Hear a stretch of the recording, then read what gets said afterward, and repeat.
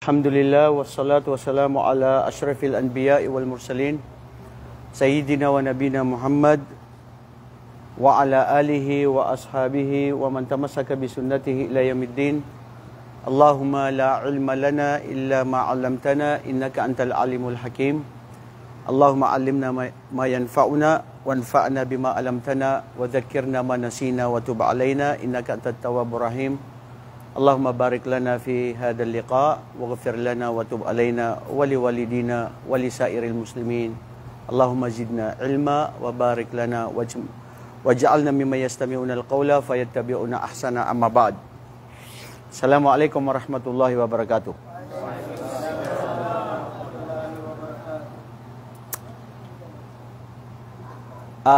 May sinasabi sila bro sa mga Maranao na di ka pangguan ni ka, makapagimanto ka. Ibig sabihin nun, hindi ka dapat makiuso ka. Yun ang punto nun. Dapat makiuso ka, Sheikh Isarial. Ibig sabihin, yung teknolohiya noon, yung ngayon, magkaiba. Yung teknolohiya. Diba? Technology. So, yung kasabihan na yun, mula sa kanila, oo sa tama. Hindi sa lahat pwede gamitin. Di ba? So, yung actually, yung pagtuturo natin noon na nag-explain ang isang sheikh o isang guro, tapos kayo niya nandyan, nakikinig lang. So, ibig sabihin, yun yung mga dati. Makaluma. Ngayon, nakita nyo yan, yung iba sa inyo nandyan na. At nandito ngayon. At inihiling ko sa Allah subhanahu wa ta'ala na ang pagpupulong ito ay lipunin tayo ng Allah sa kanyang paraiso. Allahumma amin. Sa katulad ng pagtitipon natin mga kapatid. Alam natin yan sa hadith ni Propeta sallallahu alaihi wasallam na sinabi niya, Majtama'a qawmun fi baytin min buyutillah yatluna kitab Allah wa yatadarasunahu fima bainahum illa nazalat alaihimus sakinah wa ghashyathumur rahmah wa haffathumul malaika وَذَكَرَهُمُ اللَّهُ فِي مَنْ عِنْدَهُ. Allahu Akbar. There is no best place on earth that everyone gathers together except the place where different people, tribes, nations gather together only for the sake of Allah subhanahu wa ta'ala. Except that there are the certain angels of Allah Almighty sending His blessings and His forgiveness to those people who gather together for the sake of Allah. Mga kapatid, mapalad kayo ngayon, tayo lahat nakasama dito sa sinasabing pagpupulong na ito. Itutuloy natin yung nakaraan, di ba? Hindi natin natapos. 10 na ibinigay natin tungkol sa fitna, yung pagsubok. Ngayon, itutuloy natin yung 5 na natitira.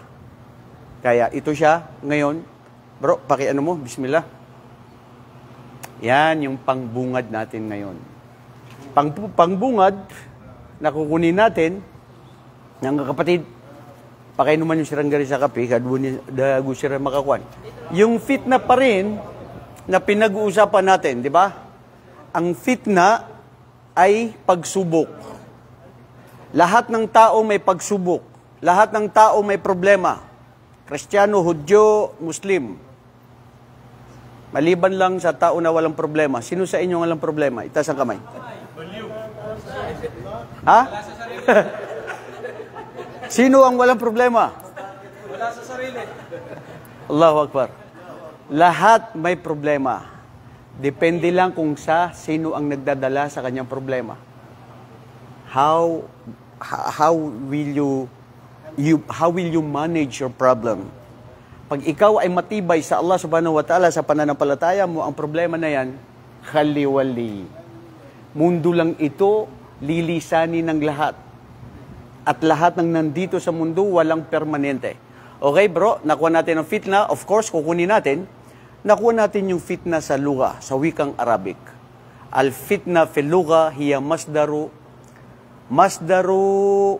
fathan. Wa jama'aha fathanat wa fitan. Qila innal fitnata hiya al-ikhtibar bin nar. Allahu Akbar. Pagsubok daw ito sa apoy. Wa min ma'aniha aidan al-ibtila wa naqulu fitnatud dunya. Ito rin yung sinasabing pagsubok. Pagsubok talaga mga kapatid. Isipin mo, hindi ka pwedeng tawaging tao kung wala kang pagsubok. Dahil sa Suratul Insan, makikita natin sa Suratul Insan, na mismo ang Allah subhanahu wa ta'ala na binigyan niya ng pagpapalarawan ang paglikan niya sa isang tao, wa naj'aluhu, ano gagawin sila na mayroong mga pagsubok? Susubukan sila sa kanilang mga mata, sa kanilang mga pandinig, pag ikaw ay isang tao, lalo na kung ikaw ay isang Muslim. Dahil kung wala rin namang pagsubok sa isang tao dito sa mundo, kulang. Hindi mo alam kung paano mo labanan. At walang alam mo yung hindi kumpleto. Kumbaga sa pagkain, walang ingredients. Isipin mo kung wala kang problema. Sino ang gusto niya na walang problema? Itaas ang kamay. Ha? Ayaw mo magka-problema? Bro, paano mo mapapatunayan na malakas ka? Paano mo mapapatunayan na matibay ka? Kung sabi mo wala kang pagsubok, okay. Paano mo malalaman na ikaw ay mahina sa babae? Ano? Kung walang babae, paano ka masusubukan? Hindi ba, bro? O sabi mo, paano sa pera, kaya mo? Paano ka masusubukan kung hindi ka bibigyan ng tiwala na nandyan yung pera, pwede mong ilibulsa, pero kung wala rin pagsubok, wala. So, ibig sabihin, nandyan yung fitan na hindi natin maiwasan. Nilikha tayo ng Allah na may pagsubok. Kaya, sabi sa istilah, innaha ma bayna fiha halul insan wa tabi'atuhu min khair wa syar. Isipin mo yan, ang tao, sa pagiging likas na paglikha ng Allah subhanahu wa ta'ala sa kanya, sa mabuti at masama. Susubukan siya. Huwag niyo isipin na ang pagsubok ng Allah subhanahu wa ta'ala sa atin ay yung mga hinagpis, yung mga lungkot. Hindi. Ang pagsubok sa Islam ay sa kabutihan, mga biyaya at ganun din sa mga pahirap. Pakikita natin yan mamaya. Wakila inaha albaliyatun ay fil muamala allati dhahara fi batanil umur.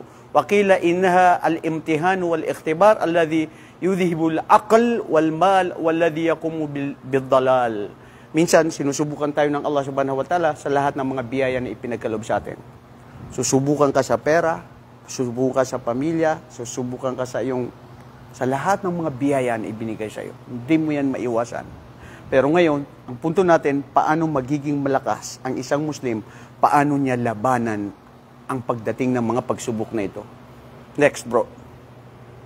So, nakuha na natin yan. Nung una yan, ito lang ay bilang pahapyaw. Of course, sa Quran, makikita natin ang mga dalil tungkol sa pagsubok. Ang Muslim, wala tayong batayan sa buhay natin maliban sa Quran. Anuman ang mga pagsubok, anuman ang patungkol sa buhay mo, kailangan Quran lang yan. Hindi tayo maliligaw. Huwag ka lang umalis sa Quran, bro. At kami, tayo na mga Muslim, naniniwala na ang Quran ay perpektong salita ng Allah subhanahu wa ta'ala. Na hindi kathang-isip at walang kulang at walang pagkakamali. Perpekto na salita ng Allah. Hindi ka maliligaw basta Quran lang ang iyong panuntunan sa iyong buhay. Dito makikita natin mga kapatid, sinabi ng Allah subhanahu wa ta'ala sa Suratul Anbiya, Kullu nafsin dha'iqatul maut. Allahu Akbar. Wa nablukum bisyarri wal khairi fitna wa ilayna turja'un. Look at this. Wa ilayna turja'un.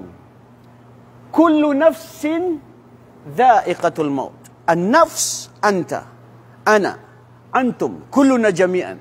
Lianna hadha huwa an-nafs. Ang lahat ng buhay, binigyan ng buhay, makakatikim ng kamatayan. Ang kamatayan na ito, mga kapatid, na hindi natin maiwasan na minsan tayo ay gustong lumisan sa kamatayan at hindi mo pwedeng takasan ng kamatayan.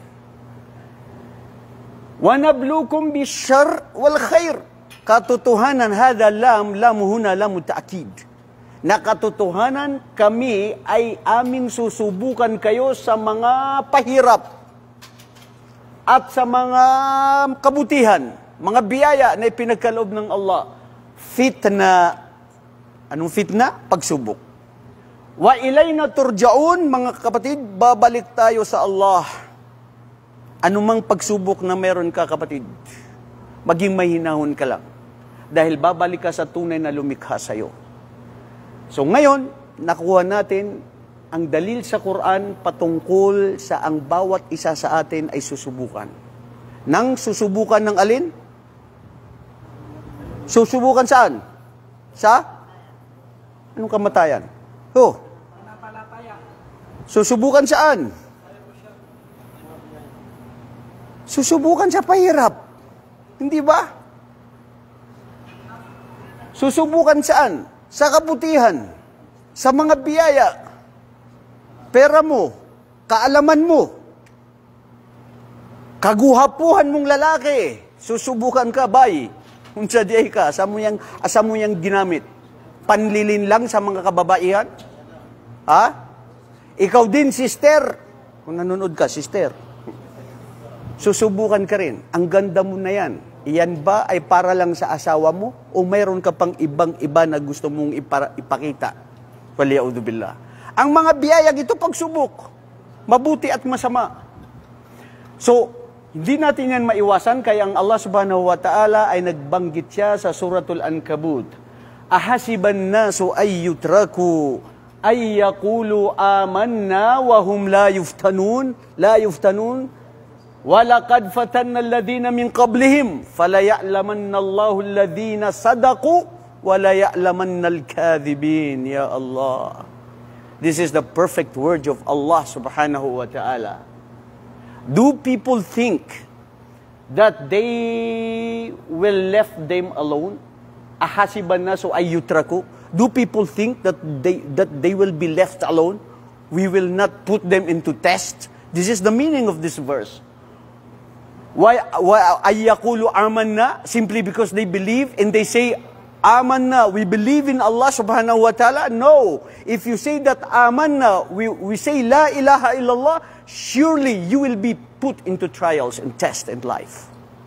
But the test in life of a Muslim is a blessing from Allah. Subhanallah. Mali ang mga iba na sinasabi ng iba na kaya murkaan kaya sugal ba kyan? Dumaan ka na sa hirap, sasabihin nila sa'yo, na karma ka. Sasabihin nila sa'yo, dahil sa masama mong gawain. Bro, kung isipin mo na ang isang tao na pahirap sa kanyang buhay ay dahil sa mga kagagawan niyang kasalanan o kasamaan niya sa kanyang mga ginagawa, palagay niyo kaya ang mga propeta masasama sila? Sa mga gawain nilang masasama? O bakit ngayon, sila yung matindi ang pagsubok sa kanila ng Allah? Anong pagsubok na meron ka, kapatid? Bilangin mo yan, ilista mo yan. Wallahi, wala yan sa kalingkingan ng isa lang sa problema ng mga propeta. Sa pagdadawa. Kanila lang, kinukwento kanina ni kapatid na Isa. Ustad, nagdaawa kami doon, subhanallah. Pumunta kami doon, nalaman nila, mga Muslim kami, nagsisistakbuhan na sila. Ayaw nila makinig sa Islam. Allahu Akbar. Wallahi, parang alam mo bro, bumalik tanaw sa akin yun eh. Yung mga propeta pag dumarating sa mga tao na magbibigay ng kabutihan, ng salita ng Allah, kay propeta Noah alayhi salatu wasalam, ginaganyan nila ang kanilang mga tenga. Yung mga damit nila, sinasalubong nila na wala silang makikita. Ayaw nila makinig ng salita ng Allah. Ayaw nila makinig sa salita ng mga propeta. Huwag na tayo magpalayaw ngayon sa kapanahunan na ngayon. Ganyan ngayon ang nangyayari at hindi lahat. Punta ka sa mga ibang mga kumpanya, ganun. May iba naman nakikinig. Pero subhanallah, ang sa atin lang mga kapatid, magpabatid. Ang magbibigay ng gabay ang Allah subhanahu wa ta'ala. Importante ikaw na Muslim, ginawa mo kung ano yung sayo. And this is your obligation as a Muslim. To convey the message of Islam. At alamin nyo, walang pinakamabuting gawain ng isang tao dito sa mundo ay ang maliban sa magpabahagi ng katotohanan sa Islam. So sabi ng Allah, akala ba nila dahil sila ay nagsabi na kami ay naniwala at sila ay pababayaan na lang namin at hindi sila susubukan? Walaqad fatanna alladhina min qablihim. Indeed, we have put into trials the generation before them. Look at this.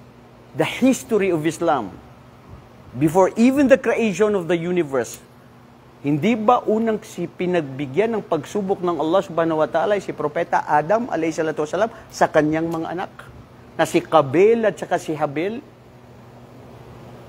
At pinatay niya ang kanyang kapatid dahil sa selos.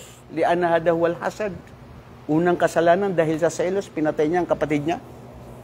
Susubukan. Sinubukan na doon hanggang ngayon, hanggang sa magunang mundo. Lahat tayo, lahat ng mga kamusliman, pagdadaan sila sa pagsubok.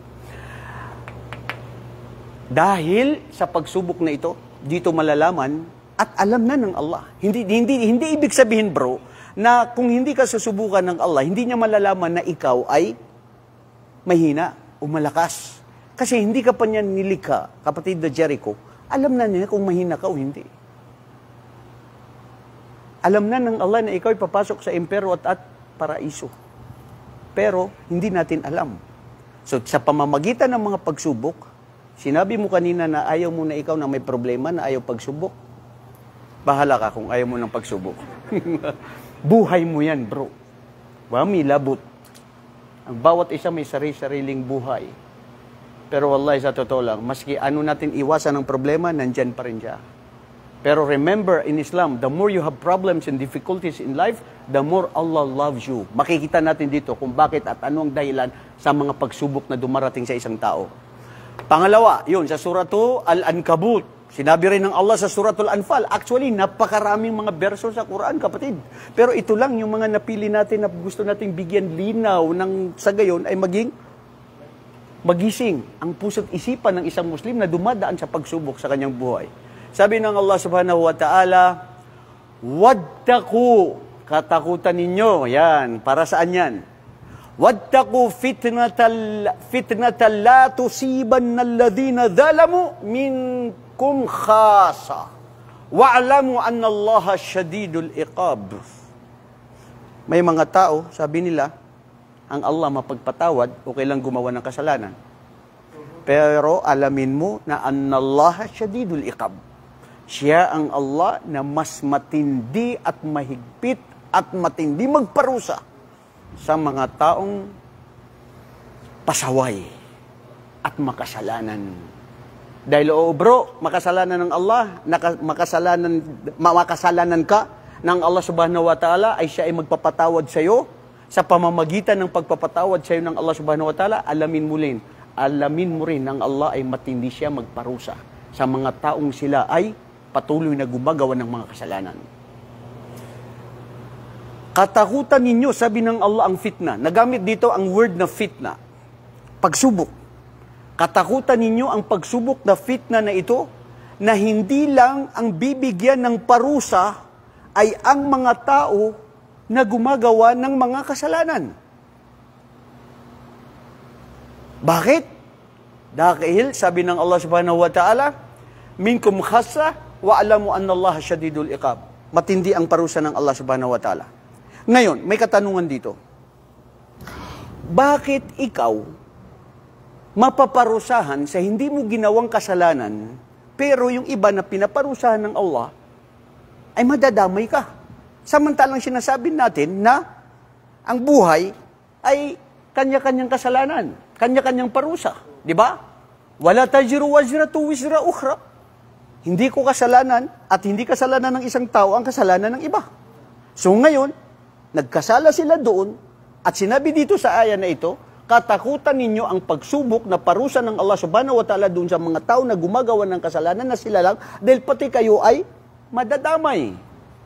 Hindi ba siya contradicts doon sa mga nasabi natin na dapat hindi tayo mapabilang kasi wala naman tayong kasalanan?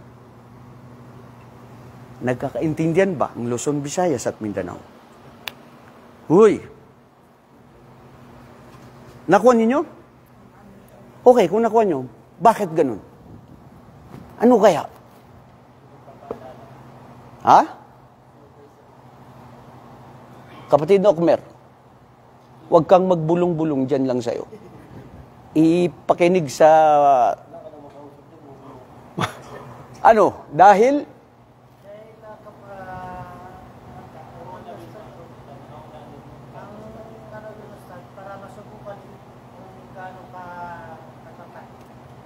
Para masubukan din. Okay. Hindi, makatwiran ba yun? Ya Allah, ba't mo ako susubukan? Sila naman ang gumawa ng kasalanan. Ari, sir.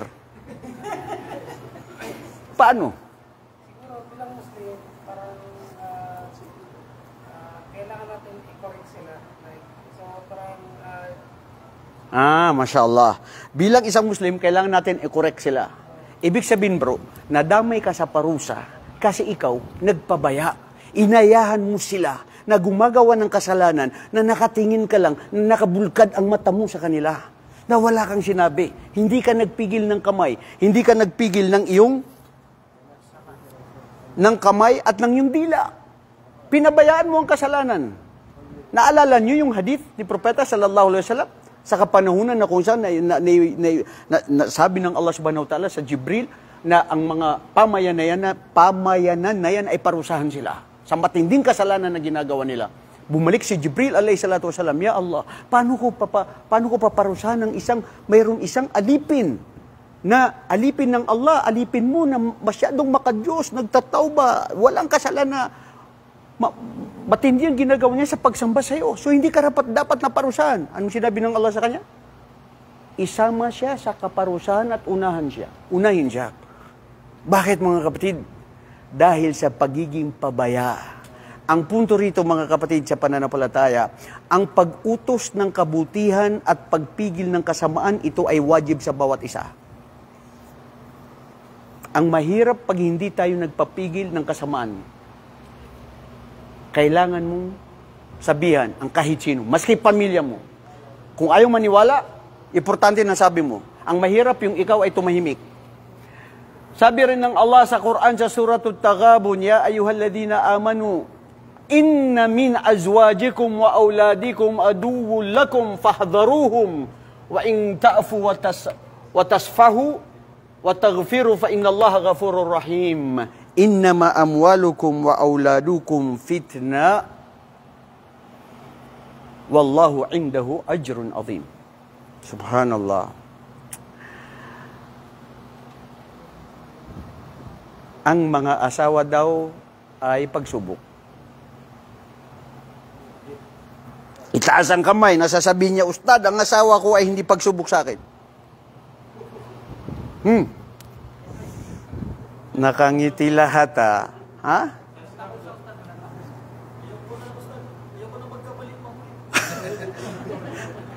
Alay. Ang asawa, biyaya.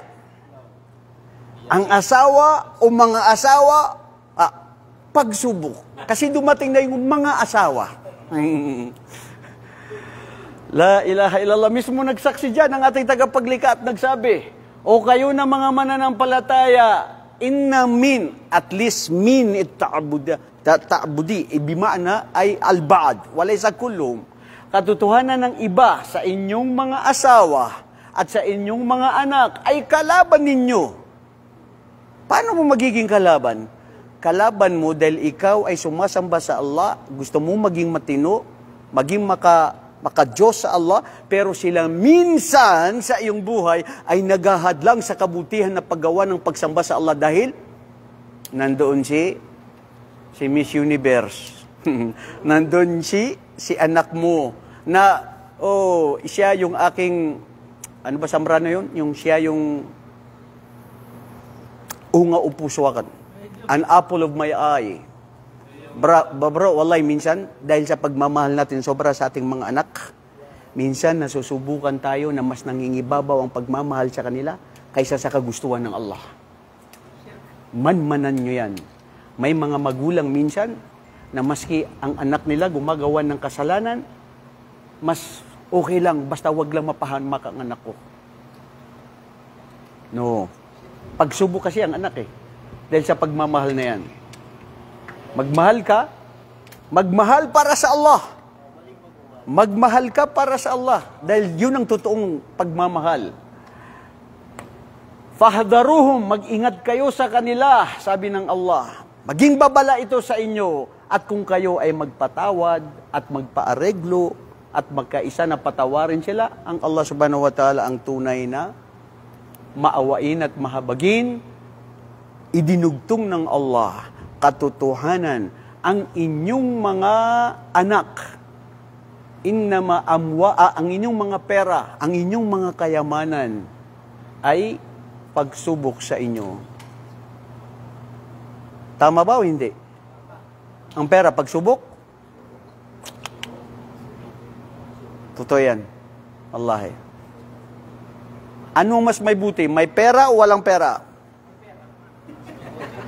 Sabihin nyo, pagsubok. So ngayon, ang tanong ko, anong mas mabuti? May pera o walang pera?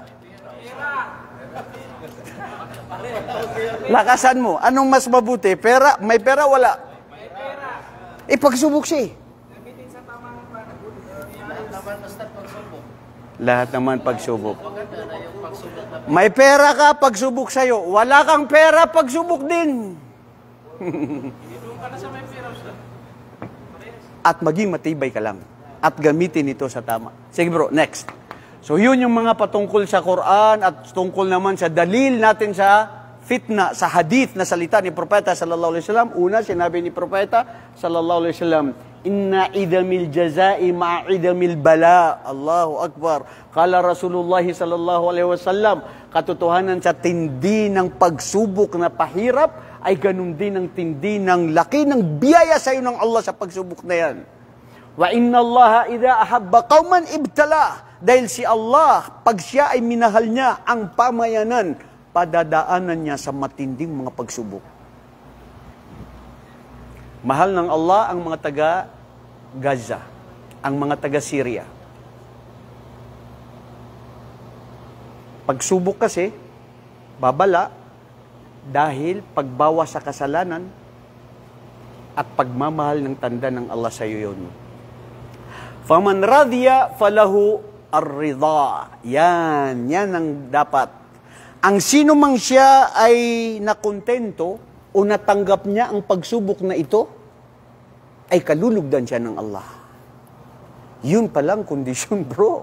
Pag ikaw ay sunubukan at nagsalita ka ng mga, ano tawag dun sa Tagalog? Mga reklamo, may mga hinahin ka, yung mga, Diyos ko, bakit ako pa? Baka Diyos naman ako, nagmuslim naman ako. Iniwasan ko na yung mga dating mga gawain ko. Pero bakit nga naman karon naggrabe akong kinabuhi karon diri?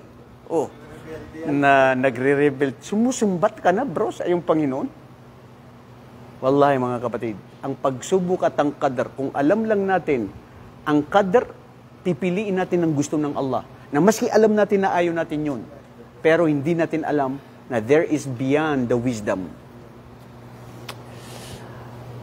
Sabi ng Allah, faman radiya falahu ridha wa man sakhita falahu sakhat. At ang sinumang faman radiya falahu ridha. Ang sinumang siya ay makontento o siya tanggapin niya ito na mula sa Allah, kalulugdan siya ng Allah. Ang alin? Ang pagsubok na matindi na dumadaan sa iyo. At pag siya ay hindi niya tinanggap o nagrereklamo siya at hindi siya nagsasama ng loob siya sa Allah patungkol dito, ganun din. Ipapadarama sa kanya ng Allah ang pagsubok na yan. Rawahu Ibnu Anas bin Malik Al-Muhaddith Al-Albani. Ito yung mga termiji niya. Sige bro. Ngayon, mayroon pang isang hadith ni Propeta Muhammad sallallahu alaihi wasallam na matatagpuan sa Ibn Majah. Wa fi sahihain an Abi Hurairah radhiyallahu anhu qala Rasulullah sallallahu alaihi wasallam, yataqarrabaz zaman. Allahu Akbar. Yataqarrabaz zaman.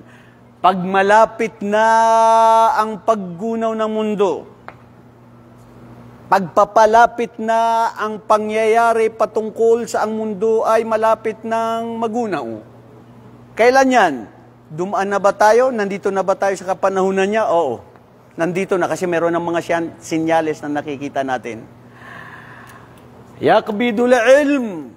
Isa sa mga palatandaan na malapit na magunaw ang mundo at sa daraming mga nangyayari, ang mga kaalaman ay mawawala. Yakbidul ilm. Isa sa hadith na nasabi, nawawala ang mga kaalaman dahil sa minsan ay ang pagkawala ng mga ulama. Pag namatay na ang mga ulama, wala nang matitira.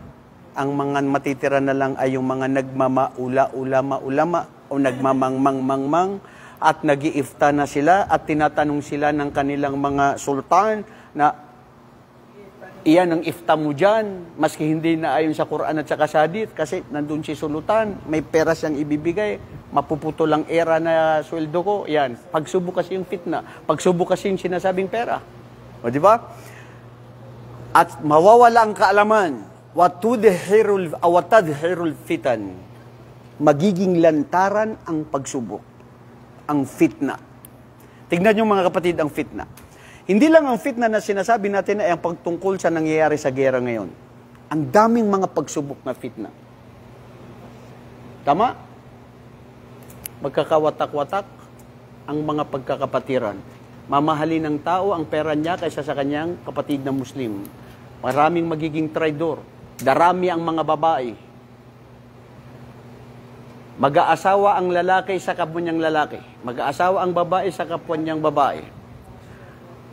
Paggawa ng kasalanan, magiging lantaran na baliwala na ngayon. Nawala ng hiya. Laysa lahum muru'ah. Yung mga ginawagawang kasalanan, nagiging norms. It has become norms. Nagiging normal sa tingin na ng tao. Tignan nyo. Ngayon, ang bagong kasal na kinakasal, ipinapakita na sa social media. Social media na nagli-lips to lips na sila.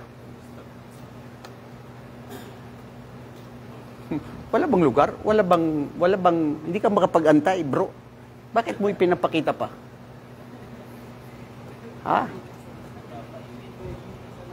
Nainggit na tayo sa mga Western. Kailangan may cakes na 7 layers at nandun ng babae at sa lalaki at tapos magbibigayan ng cake at magtitikman ng mga cakes. Pagpapalipad ng mga kalapating mababa ang lipad. Nakikigaya sa uso. Ito ba yung sinasabi nilang di ka makapangguan, di ka makapag-imantukan? No, that's wrong. Kailangan makisama ka sa uso. Mali yun. Makikiuso ka sa alam mo na kabutihan na tama, sa katulad ngayon, ito na ngayon ang ginagamit natin. Dahil kung gusto nyo na hindi nyo naintindihan, pwede lang isend ito sa inyo, marireview nyo sa bahay ninyo. Di ba? So, wallahi mga kapatid, وَيُلْقِهُ الشُّحُ وَيُكْثِرُ الْحَرَجِ قَالُ وَمَنْ لَحَرَجُ قَالَ الْقَتْلِ. At marami at darating ang mga patayan, mga kapatid. At magiging simple ang patayan ng mga tao. Normal na pumatay ng tao. Ngayon, nakikita na, di ba? Babae na ngayon, minsan pinapatay na rin. La hawla wala quwwata illa billah. Yan yung mga pagsubok na darating. Sige bro. At ganun din, ngayon, nandyan na tayo sa mga pagsubok na yan. Ano ngayon ang gagawin ng isang Muslim? Dahil nandyan yung pagsubok. Ibig sabihin, how do you defend yourself? What is your stand? What you gonna do? Anong gagawin mo? Dahil nandyan, makikisama daw siya sa fitna. Ha? Makikisa ka, bro? Are, anong gagawin? Layuan mo. Tukso, layuan mo ako. Pero lumalapit si Tukso. Nakuha natin yung 5 nung nakaraang linggo. Only glance lang. Bro, pakita natin. Arruju ilallah biddu'a wa tadarru. Ibig sabihin, ang pagbabalik loob sa Allah subhanahu wa ta'ala. Ya Allah, nagkasala kami. Ang mga pagsubok na ito sa amin ay biyaya mo at parusa din sa pamamagitan dahil ito ay parusa para mabawas ang aming mga kasalanan. At makapagbalik loob sa iyo at maalala ka. Okay? Pangalawa, at tabatu wa ta'anni, ang pagpapatunay at maging matatag ka. Alam mo yan, na mangyayari yan. Huwag kang manghina. Gumagawa sila ng kasalanan, labag sa Islam, huwag kang makigaya. Maging matatag ka sa mga anong ginagawa nila. At ikaw din ay tamassuk bithawabi ash-shar'iyya. Ibig sabihin, kung ano ang batas ng Islam, yun ka. Maging matatag ka doon. Patuloy lang yan. Hindi dahil may mga pabago, makikiuso ka na rin. Pagsunod sa batas at panuntunan ng Islam. Pang-4, ijtinabu ahlul bid'ah wal fitan. Ang paglayo mo sa mga tao na sila ang mga gumagawa ng mga pabago sa relihiyon. Mga ahlul bid'ah. Bakit ahlul bida? Sinusunod na ang sarili. Ito na kasi ang uso. Nakuha natin yan. Yung mga dahil sa mga kaibigan niya, naparaya ang buhay niya dahil sa pagsunod sa kaibigan. Ijtinabu ahlul bid'ah. Marami yan mga kapatid, wallahi. Mga tao na gumagawa. Tignan nyo ito ang gusto kong dapat mapukaw natin sarili natin. Marami ang kasalanan. Pero isa sa mga kasalanan na gusto-gusto ni Iblis, na si Satanas, na ilinlang tayo, ay ang tao na gumagawa ng bid'ah. Mas gustong-gusto yun ni Iblis. At mas matimbang ang kasalanan nun kaysa tao na gumawa ng kasalanan na zina, asarek, wal qatl. Malaki ang kasalanan ng pangangalunya, pagpatay ng kapwa-tao, at pagshirk. Okay? Napakalaking kasalanan yan. Pero sabi ng ibang mga pantas, mas matindi ang bid'ah. Palagay nyo, bakit matindi ang bid'ah? Kapatid na si Ali. Dahil kunin mo siya, Ismail. Ano? Sabi mo? Yung paggawa po ng bid'ah, Ustad, ang pag-iisip po doon, tama yung ginagawa mo sa ginagawa mong bid'ah. Subhanallah. Mga haram na mga pag-zina, ganyan po. Alam mo na masama at maaaring magtawba ka, pero yung bid'ah, hindi ka na pwedeng magtawba na. Correct. Correct. Nakuha ninyo? Takbir! Pag ikaw na makasalanan, na nagiging marites, na alam mo na nakagawa ka ng kasalanan, inom ng alak, o nangalunya, waliyaudubillah, astagfirullah, ilay tayo ng Allah sa mga fitan na ito, nafe-feel mo na guilty ka. Nagbabalik loob ka sa Allah. Pero ang paggawa ng bid'ah, na ito ang hindi gusto ni Propeta Muhammad at ayaw ng Allah subhanahu wa ta'ala, maski sa bid'ah sa pagsamba sa Allah subhanahu wa ta'ala, akala mo, tama ito. At patuloy mo siyang ginagawa. At masaya ka pa. At sinasabihan ka na ng mga maalam na bid'ah yan, isyada. Langon din, bid'ah, haram, isyada. Wala na kayong masabi kundi haram, bid'ah. Na mabuti naman ito eh. Kasi dito ko nararamdaman ang, this is what I feel. Masarap ito na pakinggan ko na ganito kami na magdasal, na pinapatay ang ilaw at nagsasayaw-sayawan pa kami. At nagbe-birthday kami sa birthday ni Propeta Muhammad, nagbibigay ng mga pagkain at lahat. Anong masama doon? Yung mga Katulikan, wag yung mga tao. Masyado kayo mga pakialam meron sa buhay namin. Bakit hindi nyo pakialaman ng buhay nyo? Bro, ang ipinaparating lang namin yung katotohanan patungkol sa bid'ah. Tapos nagagalit kayo? Yan ang problema sa kibr. Yan ang problema sa isang tao na ang katotohanan ayaw niya tanggapin. At yan ang delikado pag ikaw mandito sa puso mo ang kibr. Na akala mo, al-kibr huwa ma'nahu batarul haq. Ang hindi pagtanggap ng katotohanan. Sinabi na sa'yo na ito, dalil sa Quran, dalil sa hadith na yan ay hindi pwede, pero sabi mo hindi. Kasi bakit? Nandun yung kibr mo. Pag-iwas sa mga samahang pabago sa relihiyon at ng mga manghamang, tapos na natin yun, at tahalli bis sabr wal yaqin. Maging matatag sa pagtimpi at magtiwala lang sa Allah subhanahu wa ta'ala, maging matatag ka sa mga mga fitna na ito, mga kapatid. Ito yung isusunod natin na sumunod na mga 5. Dahil 10 yun, di ba? Nabigyan na natin yung justisya. Ngayon, babalik tayo sa, hindi babalik. We have to move on. We don't have to go forward. Ano? Ayan. Panindigan ng isang Muslim sa oras ng mga pagsubok. Oh, Masya Allah, kaninong likod yun? Parang likod yun ni Kwana. Si Yusuf. Masya Allah. Wallahi bro, nakakamangha ang isang nagdarasal. Nung isang araw, Sheikh Israel, may isang babae. Tumawag sa akin. Sister, bakit? Umiiyak. Sister, bakit? Ano nangyari? Ustad, gusto kong mag-Muslim. Wallahi, umiiyak. Gusto mag-Muslim. Sabi ko, saan mo nakuha yung number mo? Dumaan daw sa wall niya. Tapos na-search niya yun doon. Bakit ka mag-Muslim? Yaya ako. Ngayon, sabi niya, yung inaalagaan kong bata, dahil lagi ko siyang pinapatulog, at sabi ng amo ko, pag natutulog yan, lagi mo ipatugtog itong Quran. Ngayon, gustong-gusto ng puso ko talaga na mag-Muslim dahil napakagaan sa puso ang pagkikinig ng Quran na hindi ko naintindihan. At pag nakikita ko yung amo kong babae, pati yung mga anak nila na nagdarasal, nagaantig sa aking puso at isipan na ito ang tunay na relihiyon na araw-araw 5 beses na meron kang ugnayan sa tunay na tagapaglikha. Sabi ni Propeta sallallahu alaihi wasallam, ya Bilal, arehna bis salah. Bilal, mag-adan ka na. Dahil sa sala, qurratu aini bis salah. Si Propeta sallallahu alaihi wasallam, ang pinakamabuti na nagustong-gusto niya, na lagi niya nakikita at nararamdaman niya na pinakamabuti sa lahat ng oras, ay siya ay nagdarasal sa Allah subhanahu wa ta'ala.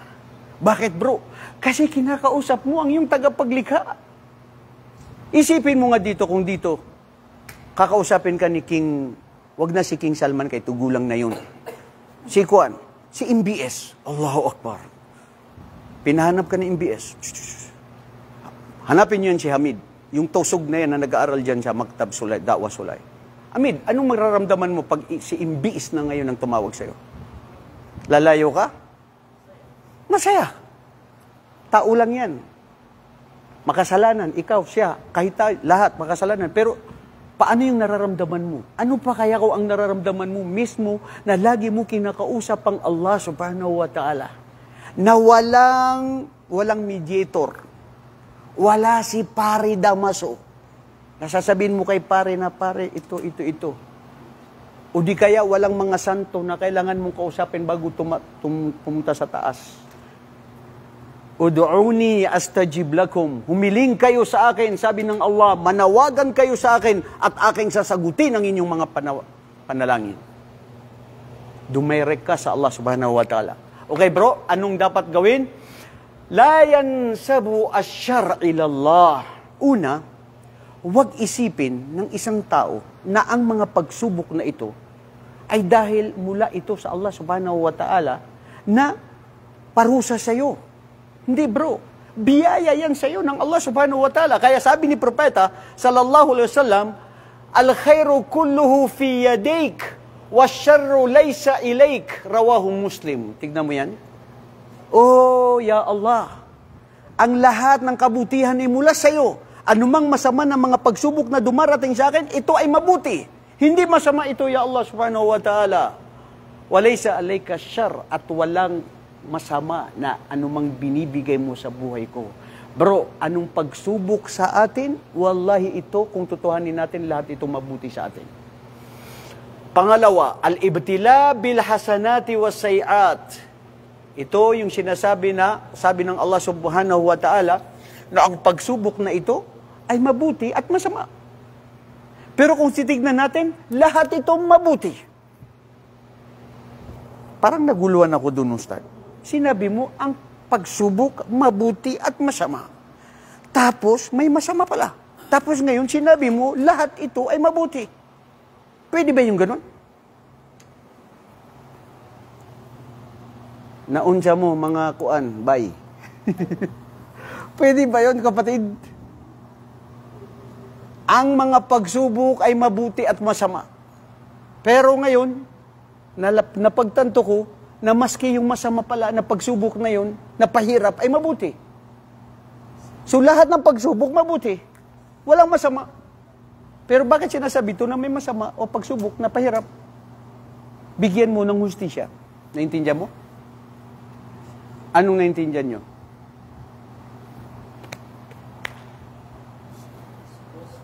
Luzon, Visayas at Mindanao. Ha?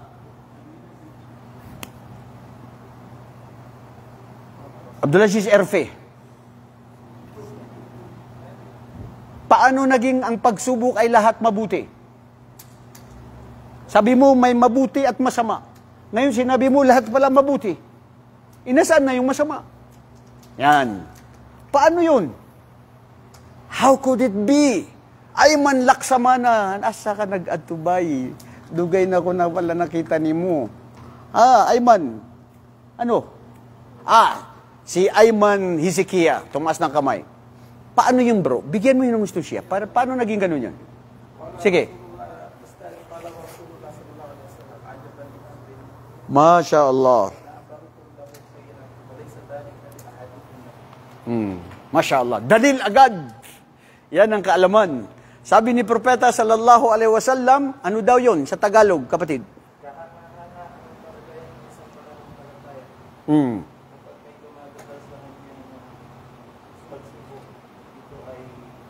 Nagtitimpi. At pag dumarating ang mga mabuti, lalong nagpapasalamat.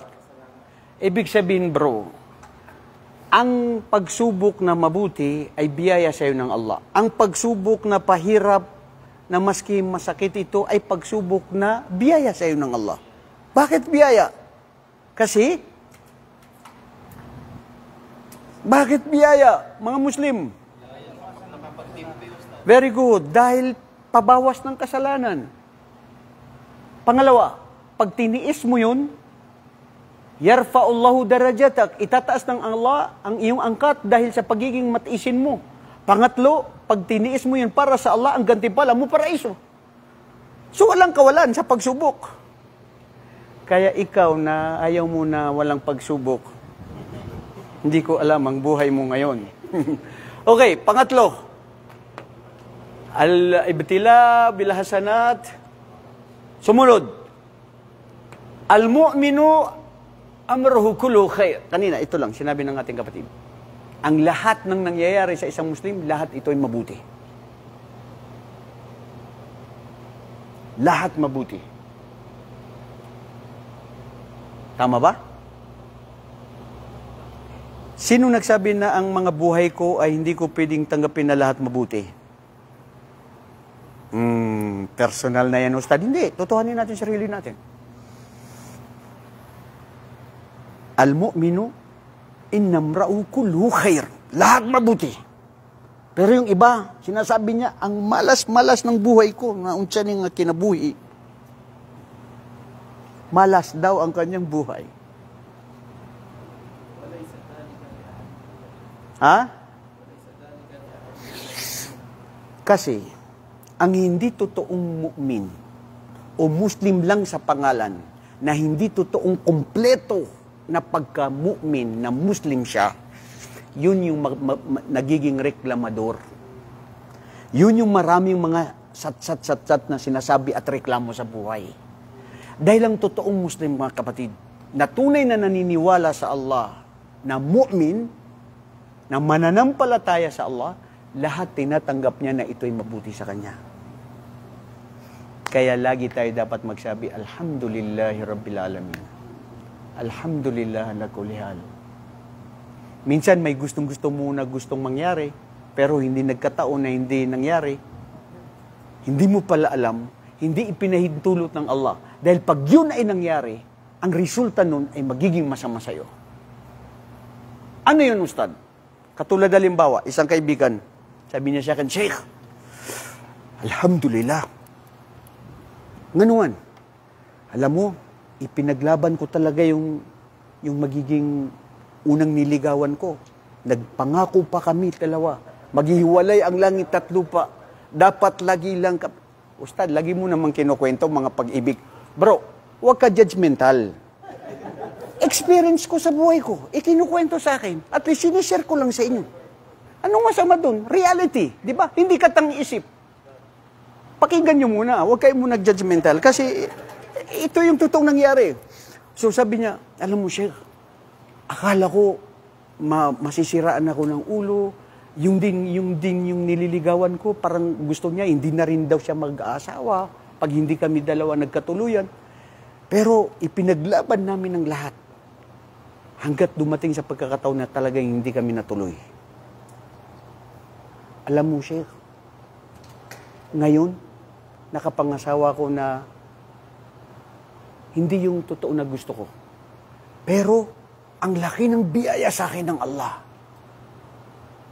Naging 8 ang anak ko. 3 pa ang nakatapos.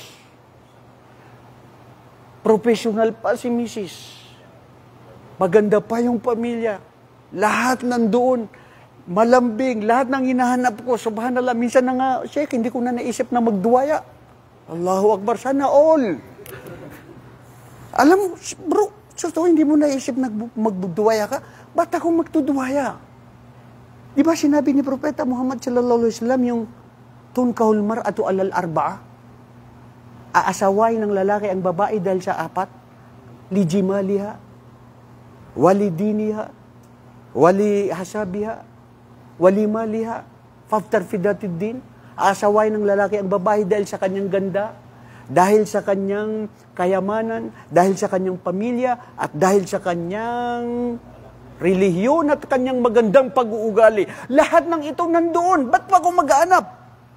Maghanap pa ako, baka maproblema pa. Di ba? Tapos, Sheikh, ngayon, naisip ko, alam mo kung bakit? Kasi kung sakaling nagkatuluyan kami, nung iniibig ko na yun, na siya ang aking irug-irug. Alam niyo yung irug? Yun ba yun? Irug? Ha? Love-love, mashallah. Irug-irug sinta. Kapatid na isa. Alam mo, sabi niya kung kami nagkatuluyan, Sheikh, siguro hanggang ngayon wala akong anak. Dahil hindi siya manganganak. Allahu Akbar. Hindi lang yan. Example lang yun, kapatid na Omar. At least, nabigyan natin ng hustisya ang kwentong ito na totoong kaganapan na nangyari sa buhay ng isang ating kapatid. At maaari ito ay makarelate tayo. Lahat ng nangyayari sa buhay mo, tanggapin mo na mula sa Allah na ito'y mabuti sa'yo. Maaari hindi mo matanggap, pero wallahi lahat ito mula sa Allah na kabutihan para sa atin. Kaya, kala Rasulullah sallallahu alaihi wasallam, ajaban li amril mu'min, innamrahu kulluhu khair. Kulluhu khair, wa laysa dhalika li ahadin illa lil mu'min. In asabathu sarra, syakar, fakana khairan lahu. Wa in asabahu darra, sabar, fakana khairan lahu. Rawahu Muslim. Correct. Ito yung kanina na sinabi ng kapatid natin. Ang Muslim, pagsubok sa kanya, lahat nagpapasalamat sa Allah. Nagtitimpi at ang mga mabuti, lalo pag nagpapadagdag ng kanyang pagpapasalamat sa Allah subhanahu wa ta'ala. Pagsampu na ito, mga kapatid, ay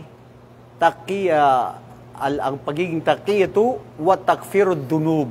Yan, yung kanina na sinabi mo. Ibig sabihin, ang mga parusa sa atin, na sinasabi mong parusa, I'm sorry to say that it's parusa, but it's a blessing. Ito ay biyaya ng Allah sa'yo. Fi sahihain, Bukhari at Muslim, at nasabi ni Propeta sallallahu alaihi wasallam, ma yusibul muslim min nasabin wala wasab, wala ham, wala huznun, wala adha, wala gham, hatta shawkati yushakikuha illa kaffarallahu biha min khataya. Subhanallah. Mga kapatid, maski yung lungkot mo lang na nalulumbay ka, di ba minsan nalulungkot tayo?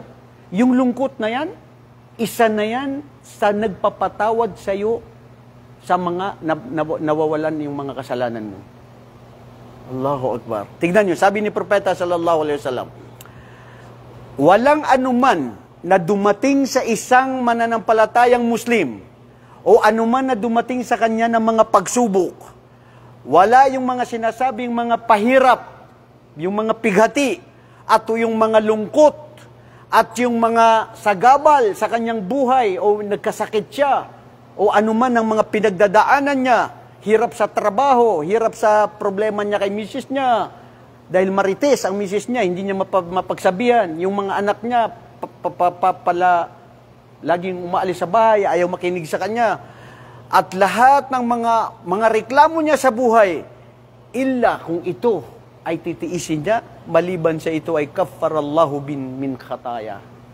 Ang mga pagsubok na ito sa kanya ay maliban sa ito ay papatawarin siya ng Allah sa kanyang mga kasalanan.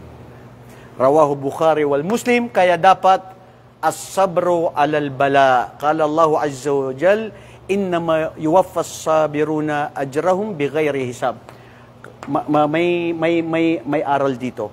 Alam nyo, sabi ng Allah, walang gantimpala na ipagkakaloob sa lahat ng mga matiisin sa kanila na gantimpala na ang gantimpala nila ay bighairi hisab. nasabi sa mga tafsir, bakit nasabi na bighairi hisab at hindi nabanggit dito ng Allah subhanahu wa ta'ala na lahu yud'afu 10 wa 70 yud'afu ad'afan kathira, kasi taksis yun parang specific, nabibigyan siya ng Allah ng mga maraming 70 o 700 ng maraming mga biyaya, pero ito sinabi dito bighairi hisab. Ang ibig sabihin nito na bighairi hisab, mga kapatid, unlimited reward. Kumukupay ng maraming biyaya ang Allah subhanahu wa ta'ala na ibibigay niya sa isang matiisin na Muslim na nagtimpi siya sa mga pagsubok niya sa buhay, ay dahil ito ay mula sa Allah subhanahu wa ta'ala, at kung ito titiisin niya, maliban sa ito ay para sa Allah subhanahu wa ta'ala. At siguro, mga kapatid, dito na hanggang sa muli, sa susunod na nakabanata. Anong aral? Ha? Aral.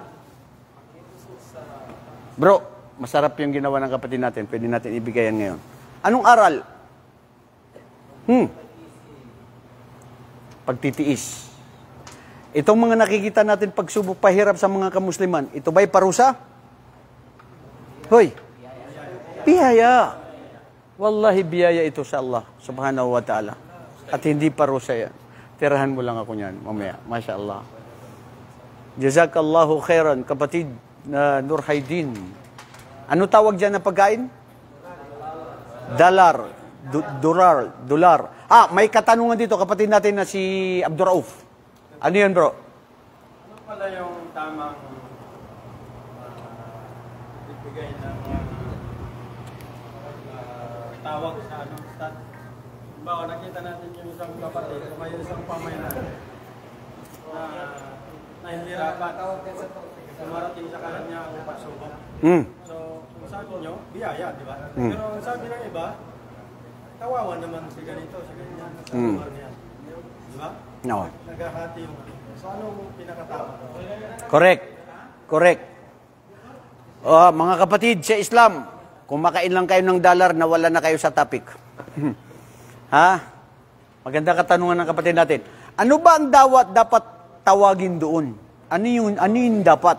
Yung kapatid natin na Muslim na siya pala ay dumadaan ng mga pagsubok, tapos yung iba sinasabi natin biyaya, sa paliwanag ninyo, at yun ang pagkaalam natin, mga Muslim, na yun ang totoo, biyaya. Pero yung iba, sabi, kawawa naman ito. Kaluoy ang iyang kinabuhi. Parusa sa kanyang buhay. Dahil napakabuti pa niya, tapos ganito pa ang sinapit ng kanyang buhay. So, ang tanong niya, ano ang dapat itawag doon? Doon sa sinapit ng kanyang buhay. Kawawa, nakakaawa at parusa? Yun ba yun? Ano? Pagsubok. Anong pagsubok? Pagsubok na biyaya. So yun, bro, ibig sabihin, pagsubok na biyaya. Bro, ang pwedeng sabihin doon, pagsubok na biyaya. Masya Allah, kompleto lahat. Di ako makakuha-kuha nga din. Bro, pagsubok na biyaya.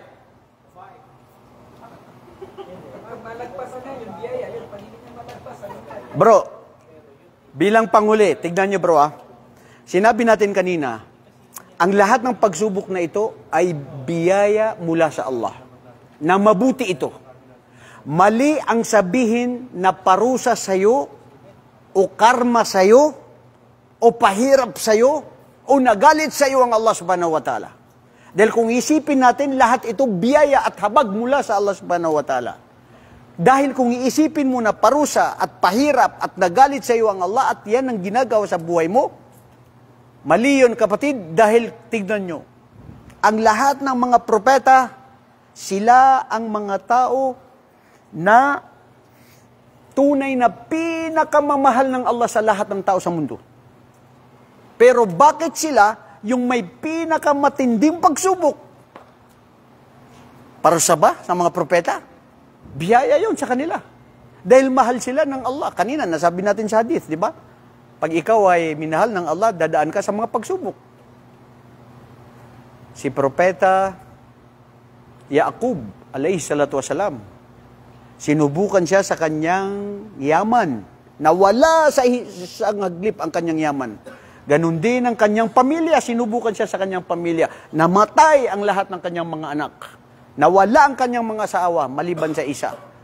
Dagdagan mo po, Ustad, ano pang nangyari? Ang kanyang kalusugan, nagkaroon ng mga uod sa kanyang katawan, nagbaho ang kanyang katawan, nilayasan siya ng lahat ng mga tao, pinakamabuting tao, nagbibigay ng mga biyaya sa mga tao, napakabait niya, napakamasunurin sa Allah, napakamasunurin sa Allah, kaya sinabi ng Allah, innahu abdan shakura, aw awab. Yung awab ay panatilian na lagi nagpapasalamat sa Allah subhanahu wa ta'ala. Sa matinding nangyari sa kanyang buhay, anong sinabi niya? Ya Allah, manatili lang ang aking dila at ang aking puso, na tumitibok ang aking puso at gumagalaw ang aking dila sa pagpuri, pagluwalhati sa iyo. So bakit siya pinarusa ng Allah na sinasabi mo ganun? Hindi parusa yun, biyaya sa kanya. Kapatid na Ali.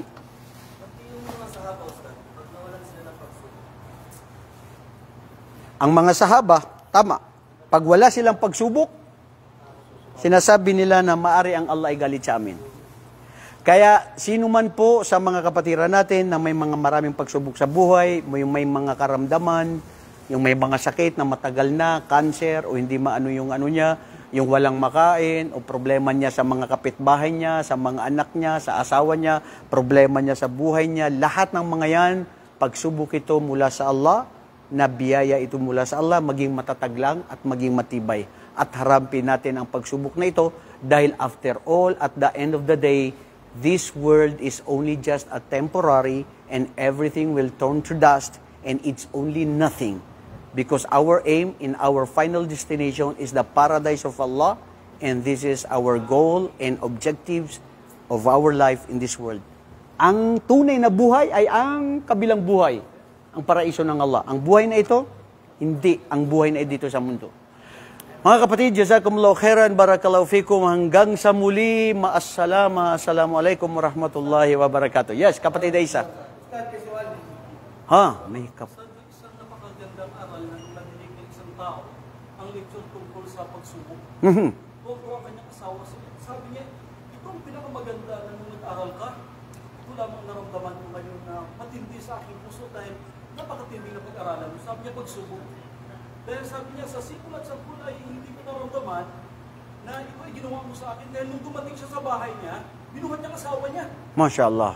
Sabi niya, simulat sa pool. Sabi niya, bakit ano na pag-aralan mo? Oh. Sabi niya, nag-aaral kami ng pagsubok. At sabi ng aming ustad, carry your burden. Ano daw?